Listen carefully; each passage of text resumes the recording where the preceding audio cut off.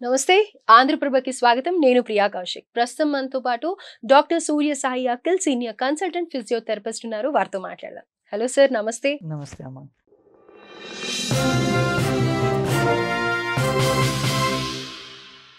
మళ్ళీ కోవిడ్ ఏంటి return back అన్నట్టుగా కోవిడ్ మళ్ళీ స్టార్ట్ అయింది అని అంటున్నారు. చాలా కంప్లైంట్స్ కూడా వచ్చాయి. ఎస్పెషల్లీ హైదరాబాద్లో కూడా చాలా కేసెస్ ఫైండ్ అవుట్ చేశారు.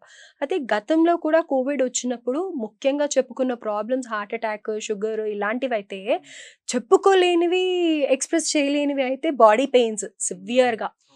సో ఇందులో కొన్ని ప్రాబ్లమ్స్కి డాక్టర్స్ వరకు వెళ్ళే వాళ్ళు కొంతమంది అయితే తగ్గిపోతుందిలే అని అశ్రద్ధ చేసేవాళ్ళు కొంతమంది.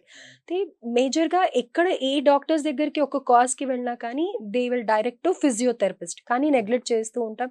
ఎందుకులే చిన్న ఎక్సర్సైజెసే కదా చెప్తారు, అదేదో ఇంట్లో చేద్దాం, అంత డబ్బులు ఎందుకులే అని అనుకుంటూ ఉంటారు. మేజర్గా చూసిన ప్రాబ్లమ్స్లో మీరు కోవిడ్లో గతంలో చూసింది, ఇప్పుడు మళ్ళీ ఒకవేళ రైజ్ అవుతే కోవిడ్ కేసెస్ మళ్ళీ వాళ్ళు ఎలాంటి ప్రాబ్లమ్స్తో సఫర్ అవుతారు అండ్ ఎంతవరకు ఫిజియోథెరపిస్ట్ దగ్గరికి వెళ్ళటం అడ్వాంటేజ్ అంటారు అనే వివరాలు తెలియజేయండి. ఇన్ సింపుల్ టర్మ్స్లో మనం ఫస్ట్ అర్థం చేసుకోవాల్సింది ఏంటిదంటే, కోవిడ్ అనగానే కోవిడ్కి కొన్ని సిమ్టమ్స్ ఉంటాయి. లాస్ట్ టైం మనం మాట్లాడుకున్నప్పుడు వేరే సిమ్టమ్స్ ఏముండేవి, like flu related symptoms, smell తెలియకపోవడము, టేస్ట్ తెలియకపోవడము, అదర్ దెన్ దట్ హెడేక్ రావడము, అంటే సివియారిటీ పెరిగే కొద్ది వామిటింగ్స్ రావడము, చెస్ట్లో పెయిన్ రావడము, ఇది సివియారిటీని బట్టి. సో యూజువల్లీ మీరు నార్మల్గా సెన్స్ ఏంటిదంటే ఫ్లూ రిలేటెడ్ సిమ్టమ్స్ మోస్ట్లీ. కాకపోతే ఇక్కడ ప్రతిసారి మనం అర్థం చేసుకోవాల్సింది ఏంటిది అంటే, మన ఇమ్యూన్ సిస్టమ్ ఎలాంటిది అంటే, ఒక్కసారి మీకు ఏదన్నా వచ్చింది అనుకోండి, సెకండ్ టైం దాని రెసిస్టెన్స్ పవర్ పెరుగుతుంది. మన బాడీ సెల్ఫ్ యాంటీబాడీస్ని రెడీ చేస్తూ ఉంటుంది. మీకు అర్థమైంది కదండి. సో ఎగ్జాంపుల్, మనకి వ్యాక్సిన్ ఇచ్చారు. వ్యాక్సిన్ ఈజ్ నథింగ్ బట్ మనం బతుకున్న వైరస్ని ఏదైతే ఇన్హేల్ చేస్తామో చనిపోయిన వైరస్ని బాడీలోకి ఇంజెక్ట్ చేస్తున్నారు. ఓకే. చనిపోయినది ఏవైతే ఇంజెక్ట్ చేస్తున్నారో మన బాడీ ఏం చేస్తుంది ఇమీడియట్గా.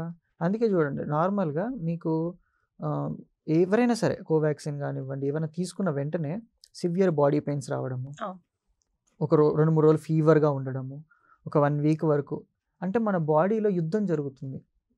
సింపుల్గా చెప్పాలి అంటే, ఎందుకు, ఏదైతే చనిపోయిన వైరస్ని పంపించారో అది కొత్త విషయం, కొత్తది కదా మన బాడీకి, అలవాటు ఫారెన్ బాడీ. ఈ ఫారెన్ బాడీని ఇమీడియట్గా ఫైట్ చేయాలి కదా. సో ఈ ఫైటింగ్ ప్రాసెస్లో ఎవరు అలసిపోయేదంటే మన బాడీయే కదా. So that's why we get fever symptoms కానివ్వండి, మనకి బాగా వీక్గా అనిపించడము, బాడీ పెయిన్స్ అనిపించడము, ఇవన్నీ అనిపించడానికి రీజన్స్ ఇవి మాట. సో ఇలా చూసుకుంటూ పోతే మనకి చాలా ఉన్నాయి. ఇది ఒకలాగుంటే, మీరు అన్నట్టుగా ఇందాక దీని తర్వాత వచ్చే కాంప్లికేషన్స్. సో కాంప్లికేషన్స్ మనకు తెలిసినవి చాలా కొన్ని అండి. ఇప్పుడు ఎగ్జాంపుల్ చెప్పాలి అంటే, చెస్ట్ ఫిజియోథెరపీ అని చెప్పి చాలామందికి కోవిడ్ టైంలో చేయించుకున్నారు.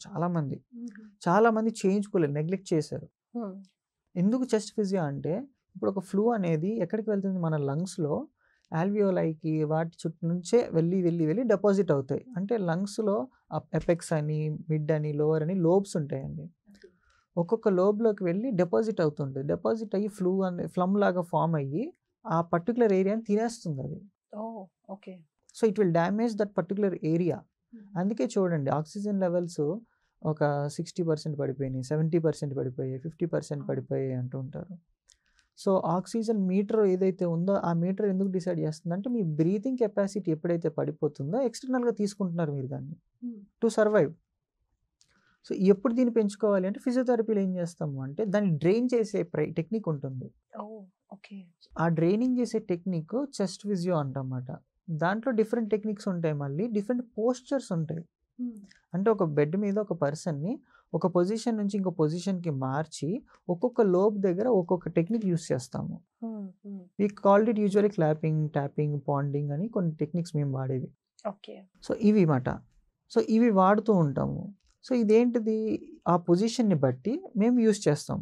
దానివల్ల ఏమవుతుంది అంటే, we tell them to cough, దగ్గమని చెప్తుంటాం. ఎందుకు, to get out that sputum అంతా, ఆ వైరస్ కానీ ఆ స్పూటమ్ కానీ బయటికి వెళ్ళిపోవాలి.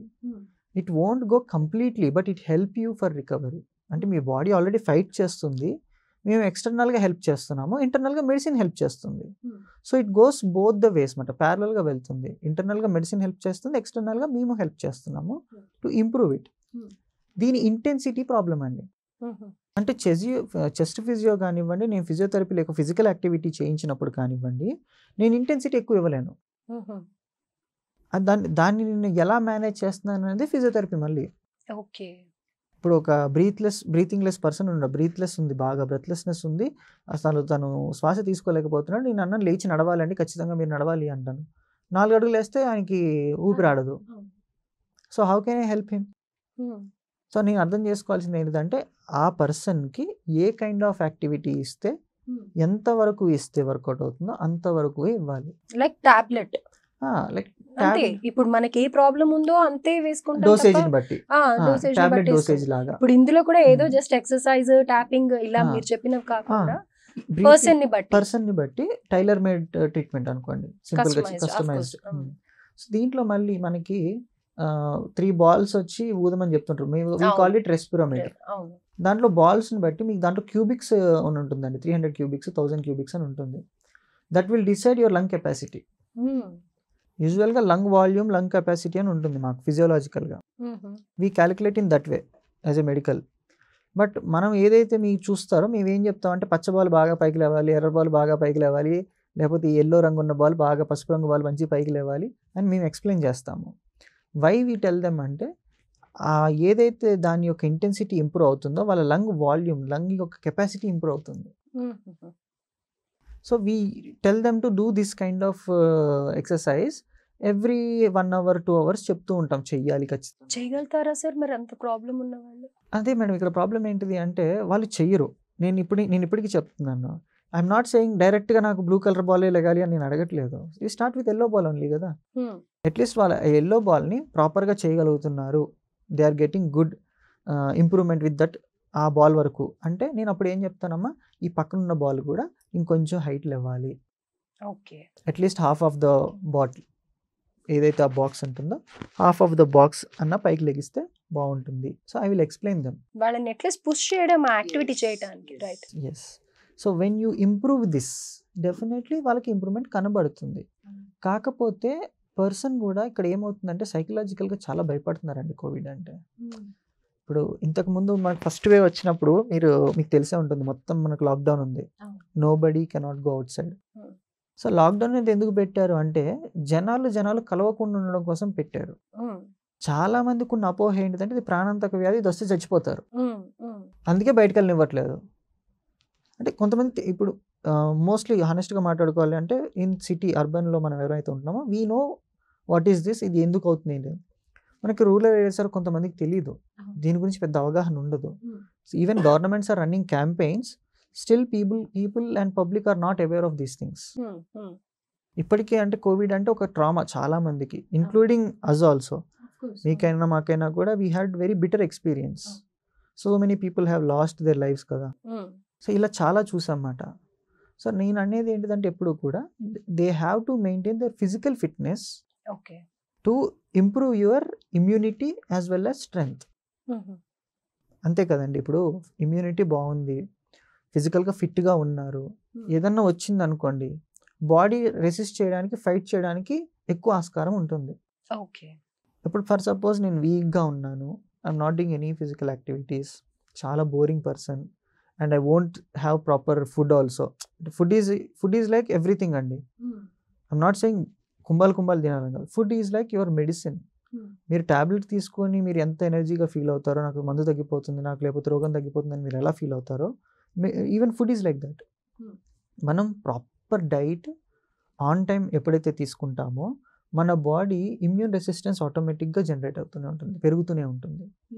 మనం ఏం చేస్తాము అంటే, due to our professional life as well as our situations. ఇప్పుడు ఇంట్లో మా అమ్మగారి గురించే చెప్పాలి అనుకోండి, అమ్మ మార్నింగ్ బ్రేక్ఫాస్ట్ చేసావని అడిగామనుకోండి, మీ అందరికి వండి పెట్టాలి, ఇంటి పనులన్నీ చేయాలి, ఇవన్నీ చేసేదాకా తినలేను కదా అంటారు. Every mother have this problem. నేను అనేది ఏంటిది అంటే, మీరు బాగుంటే మేము బాగుంటాం. So if you have breakfast and do all the activities. తినకుండా చేయడం వల్ల నీరసం వస్తుంది మమ్మీకి. నీరసంతో పాటు they will have joint pains, they will have back pain, they will start feeling giddiness, and they will complaint, తిమ్ముర్లు వస్తున్నాయి కాళ్ళల్లో, చేతుల్లో. All this because of skipping a meal. So ఇవి ఒకరోజు చేస్తే అంటే ఈరోజు మానేస్తాను రేపు మానేస్తాను వచ్చినవి కాదు మదర్కి. Since years she's working like that. So body ఏం చేస్తుంది, వయసులో ఉన్నప్పుడు మీరు యంగ్గా ఉన్నప్పుడు యాక్సెప్ట్ చేస్తుంది దాన్ని. నేనైనా అంతే కదండి. ఇప్పుడు యంగ్గా ఉన్నప్పుడు నేను ఎంత హార్డ్ వర్క్ చేసినా I'm fine. When I become 40, when I become 50, నేను 20స్లో 30స్లో ఉన్న హార్డ్ వర్క్ చేయగలిగి అనుకుంటే చేయలేను కదా. Exactly. Same way mothers also when they become aged, so ఈ కైండ్ ఆఫ్ రెసిస్టెన్స్ వల్ల వాళ్ళ ఇమ్యూన్ సిస్టమ్ పడిపోతుంది, వాళ్ళ రెసిస్టెన్స్ పవర్ తగ్గిపోతుంది, బోన్ స్ట్రెంత్ పడిపోతుంది. చూడండి, సో ఇప్పుడు అందుకే చూడండి మీకు పిల్లల్లో పెద్దల్లో కోవిడ్ అనేది వస్తే చాలా సివియారిటీగా ఉంటుంది అని ఎందుకంటారు అంటే because of these things only. Because they never care about them self. వాళ్ళు కేర్ చేసుకోరు. పిల్లలు అయితే మీకు తెలిసిందే, వాళ్ళంతటా వాళ్ళు ఏది కేర్ చేసుకోరు పిల్లలు కూడా. Same way with the older people. So మధ్యలో ఉన్న వాళ్ళే మీకు చూడండి డెత్ రేట్ కూడా వయసులో ఉన్న వాళ్ళకి చాలా తక్కువ. వస్తే హార్ట్ అటాక్ వేలో రావడము మీరు అన్నట్టుగా, లేకపోతే వేరే లేకపోతే పోస్ట్ కోవిడ్ కాంప్లికేషన్స్ కొన్ని ఉన్నాయి. అవి వేరే ఉంటాయి. లైక్ బ్లడ్ సప్లై జాయింట్స్లోకి తగ్గిపోవడము, జాయింట్స్లో సివియర్గా పెయిన్ ఉండడం. ఈవెన్ టిల్ నౌ లంగ్ యొక్క కెపాసిటీ ఏదైతే 100% వర్క్ చేయాలో చాలా మందికి 80% వర్క్ చేయడము, 70% వర్క్ చేయడము, మిగతా 30-20% still it is not working. ఇంకా అలా ఉండిపోయింది అది. Because they are not improving it and they are not aware of those things. So ఓవరాల్గా మీరు చెప్పేది ఏంటంటే కోవిడ్ వచ్చింది మళ్ళీ అని పానిక్ అయిపోయే కంటే కూడా better practice physical exercise and food wise కూడా ప్రాపర్గా ఉంటే కనుక everything will be all right అని అంటారు. మేడం ఐసోలేషన్ టైంలో మీరు వేసుకునే టాబ్లెట్స్ ఒకసారి రీకలెక్ట్ చేసుకుంటే they use to give you multivitamin 1 tablet, vitamin C 1 tablet, along with the Dolo or any antibiotic, only 1 antibiotic isolation టైంలో. అవును. They didn't give any kind of heavy steroids in isolation time. Exactly. ఈ vitamins మీ resistance పవర్ని improve చేస్తుంది, multivitamins మీ immune strength చేస్తుంది. Mostly అందులో vitamin D and B complex ఎక్కువగా ఉండేవి. అదే అంటున్నాను. మీకు అదే సింపుల్గా మీ your body is fighting against something which we don't know, antibody. Foreign antibody తోటి మీ ఓన్ యాంటీబాడీ ఫైట్ చేస్తున్నప్పుడు మీరు ఏం చేయాలి, మీరు ఆయుధాలు సప్లై చేయాలి దానికి. ఆయుధాలు ఏంటి, మల్టీవైటమిన్స్. నేనేమంటున్నాను, మీరు టాబ్లెట్ తీసుకునేది ఏదో ఫుడ్లో తీసుకోండి. Exactly. It's just simple as that. కానీ ఇప్పటికీ అప్పటికి కోవిడ్లో ఒకటే మనం మెయింటైన్ చేయాల్సింది ఏంటిది అంటే maintain hygiene and stay away from people. అంటే కొంచెం డిస్టెన్స్లో ఉండి మాట్లాడడము, డిస్టెన్స్లో ఉండి మనం కమ్యూనికేట్ చేయడము, హైజీనిక్గా ఉండడము, అవాయిడ్ టచింగ్. అంతే. This is just as simple as that. మీరు దీన్ని ఎప్పుడైతే నెగ్లెక్ట్ చేసి ఏం కాదులే అని మీరు అనుకుంటారో then that is also playing with you. Okay, right. So ఇలాంటి కేర్ఫుల్గా లేకపోతే డెఫినెట్గా it may attack you or you can go to any certain stage. If you follow the rules then definitely you will be the king and that will follow to you. నువ్వు చెప్పినట్టు అది వింటుంది. Covid ఎప్పుడు కూడా చాలా simple అండి. మీరు చెప్పినట్టు అది వినాలి అనుకుంటే you follow the rules, then you start play with it. Right. Otherwise, when it start playing with you, you are nobody, you are not a player even. Of course, yeah. Right, sir. Thank you, sir. Thank you so much for the valuable information.